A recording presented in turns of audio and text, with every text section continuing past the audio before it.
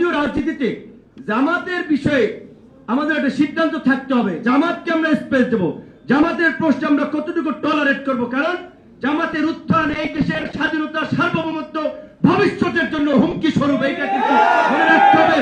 এইটা যদি ভুলে যান তাহলে বাংলাদেশের পরিণতিও কিন্তু ফিলিস্তিনের মতো হতে পারে।